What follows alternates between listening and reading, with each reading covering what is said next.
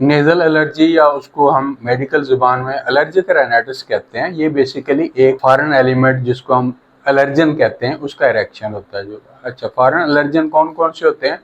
उसमें पोलन हो सकता है, डस्ट हो सकती है, एनवायरमेंटल फैक्टर्स हो सकते हैं, माइट हो सकता है, कुछ मेडिसिन हो सकती हैं जिसमें एस्प्रिन है या कोई और मेडिसिन। तो इनसे जो जो हमारा नोज का एक एरिया होता है, जो एंट्रो इंफीरियर पार्ट ऑफ नोज है, उस पे एरिया होता है वो सेंसिटिव हो जाता है। उसमें बेसिकली एलर्जी के सेल जमा हो जाते हैं जो फ्रंट लाइन पे काम करते हैं। तो जो ही कोई एलर्जन आता है तो वो क्या उसको रिएक्ट करते हैं, वो डिग्रेड होते हैं। उसकी वजह से पेशेंट को क्या होता है, सबसे पहले पेशेंट को स्नीजिंग, छींकें आनी शुरू हो जाती हैं और उसके बाद नाक से पानी आना शुरू हो जाता है। ज्यादा अरसा ये मसला रहता है उनके, फिर नाक के पीछे गुदूद के पीछे जो एंटीरियर टर्बिनेट के अलावा पीछे गुदूद पुलअप बन जाते हैं और अल्टीमेटली 30% लोगों को फिर अस्थमा की प्रॉब्लम भी शुरू हो जाती है। अच्छा, ट्रीटमेंट ऑप्शन क्या है इसकी? ट्रीटमेंट ऑप्शन में तो एंटीहिस्टामिन्स हैं, स्टीरॉइड्स हैं, लोकल भी और सिस्टेमिक स्टीरॉइड भी, उनके अपने कोई प्रॉब्लम्स हैं, मोन्टेलोकास सोडियम है। तो ये उसका ट्रीटमेंट है। मगर ये ट्रीटमेंट क्या करता है, ये वक्ती तौर पे जो डिग्रेडेशन ऑफ सेल है उसको वक्ती तौर पे स्टॉप कर। जैसे एवल वगैरह पेशेंट ने खाई है तो 8 घंटे असर करेगी, रिजेक्स खाई है तो 24 आवर्स है।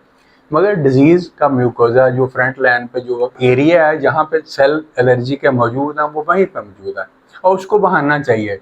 जो ही दवाई का असर खत्म होएगा वो मरीज को या तो दोबारा दवाई खानी पड़ेगी या उसको वो सिम्टम शुरू हो जाए। हमारा कंसेप्ट क्या है, हम लेजर के जरिए से उस एरिया को डिसेंसिटाइज करते हैं, नंबर 1। दूसरा, उसको जो जो गुदूद बढ़ गया है उसको हम कोगुलेट करते हैं ताकि उसका साइज कम हो जाए। और तीसरा जो है उसको म्यूकोजा को चेंज कर देते हैं और नया mucosa is supposed to be healthy. क्योंकि एलर्जी का काम एक दिन का काम नहीं है, विद इन ईयर या विद इन मंथ जो है वो ग्रो करता है। मगर जब हम एक दफ़ा ट्रीटमेंट कर देते हैं तो काफ़ी साल मरीज के बहुत अच्छे गुजर जाते हैं। अच्छा, लेज़र क्यों ज़रूरी है?